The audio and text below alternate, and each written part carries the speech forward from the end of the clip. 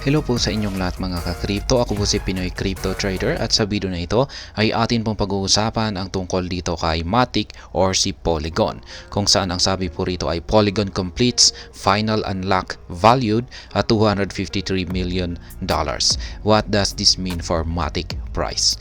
Kaya yan si Polygon ay kanila na pong in-unlock or inilabas na po nila yung kanilang panghuling yung kanilang panghuling pondo na $253 million. Kaya yan, ito na po yung kahuli-huli ang pag-unlock sa kanilang funds para ito po yung ginagamit nila sa pagdi-develop ng ecosystem ng Polygon. Kaya yan. At sabi rito ay ano nga ba ang magiging impact nito sa presyo ni Matic? Kaya yan po ang ating aalamin. Babagsak kaya? Kasi kasi gagamitin po kasi ito ng mga developers ni Polygon, yung fund na ito. Kaya kailangan po nilang ibenta sa market para ma-convert po ito sa fiat currency na kakailangan. At yan po yung gagamitin nila para yan, pagpatuloy yung kanilang mga projects, pondohan yung kanilang mga projects. At kung pag ibabagsak po nito, syempre yung pananaw po ng karamihan dito ay syempre babagsak yung presyo ni Matic kasi magdudulot po ito ng selling pressure. Pero ayan, alamin natin kung ano nga ba yung masasabi ng ilang mga eksperto naman dito kung ganyan kaya yung magiging resulta. Pero ayan, bago po tayo magpatuloy ay nais ko lamang po munang bigyang linaw ang aking disclaimer kung saan ang nilalaman po ng video na ito ay hindi po ito isang financial advice. For education and information purposes lamang po ang layunin nito. Maliban po dito ay nais ko na rin pong magbigay babala na wala pong kahit anumang group chat ang Pinoy Crypto Trader.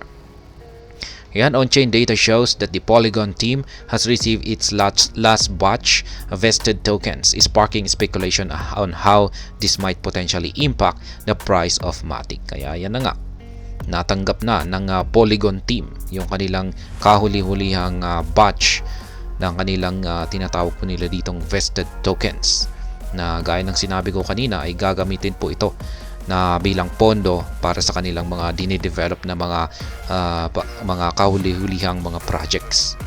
Kaya yan, nagdudulot po ito ng mga sari-saring spekulasyon kung ano kaya ang posibleng magiging impact nito sa presyo ni Matic. Ayan, the Polygon Foundation received 273.3 million tokens worth $253 million in the last transactions which occurred at around 3:36 p.m. UTC, positive UTC on February 21. Kaya yan, itong nakalipas lamang na ilang araw ay ganyan po kalaki yung amount na tinanggap ng Polygon Foundation. Tumanggap na po sila ng 273.3 million tokens. At kung pag ibabagsak po nila yan sa market, ay ang magiging kapalit po nito sa dollar ay nasa $253 million. Ayan. Pero sabi nila ay wag daw po tayong mag-alala kasi last na raw ito. Kung pag ibabagsak nila ito ay maski magdudulot ito ng selling pressure, pero last na po ito, kahuli-hulian na po ito. Kaya yan po yung sinasabi naman ng iba. Following this unlock, the vesting contract is now empty, setting a new milestone for the blockchain project. Kaya yan, wala nang laman yung vesting contract ng Polygon Foundation. Ayan, empty na po siya. What the final unlock could mean for prices. Yan, ito yung talagang gusto nating malaman dito. Ano nga ba ang magiging impact ng pag-unlock na ito? Yan, sa huli-hulihang laman ng vested token na ito sa presyo ni Matic. The Polygon Foundation is a steward of the blockchain project and typically uses its allocation to meet its operational demands and other community incentives. Hence, the freshly released tokens may over time be released into the tradable market. Kaya yan na nga. Siyempre, i-release nila yan sa market. Idadump nila ito. Yan, ibibenta nila yung tokens po nila na unlock dito para magamit nila, i-convert po nila ito sa stable coin or fiat currency.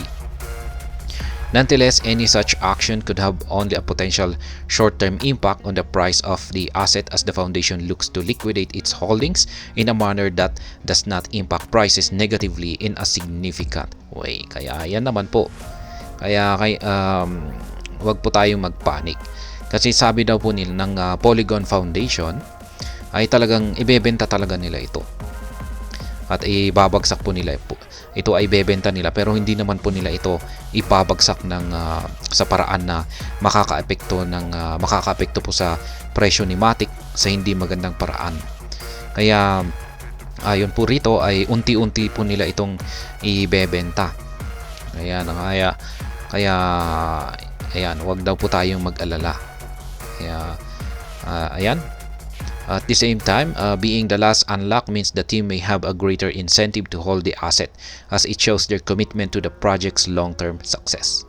Kaya yan, maliban raw po rito ay dahil sa panghuling unlock po na ginawa ito ng team ng Polygon ay syempre hindi nila ito basta-basta ibebenta. Ayan, maaaring i-hold nila ito ng long-term or pang matagalan. Kasi wala na silang ibang mapagkukunan.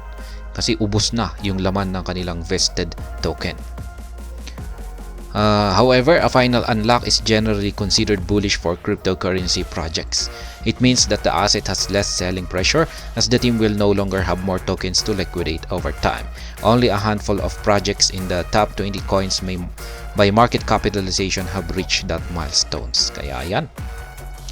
Ayon po dito ay yung pag-a-unlock daw po ng yung mga final unlock, ayan, or kahuli-hulihang pag-unlock ng mga crypto projects na katulad ng ginawa ngayon ni Polygon ay isa daw po itong bullish indication or indicator.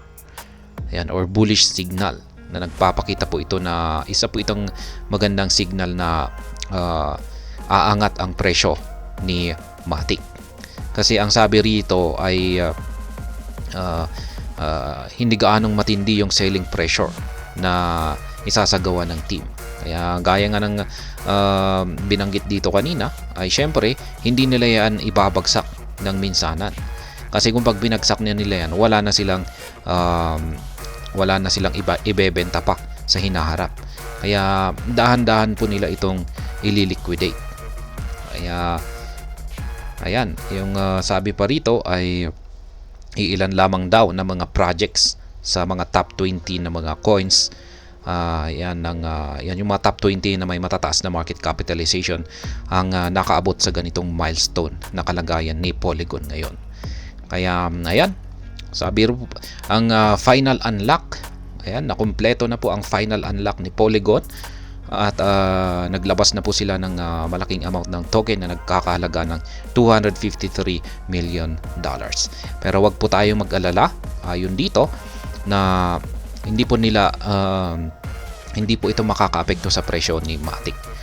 Ayan, hindi po babagsak ang presyo ni Matic sapagkat ayon po sa team ng Polygon ay hindi po nila ito ibebenta or ibabagsak sa paraan na makakaapekto sa negatibong paraan na makakaapekto sa or makakasama sa presyo ni Matic.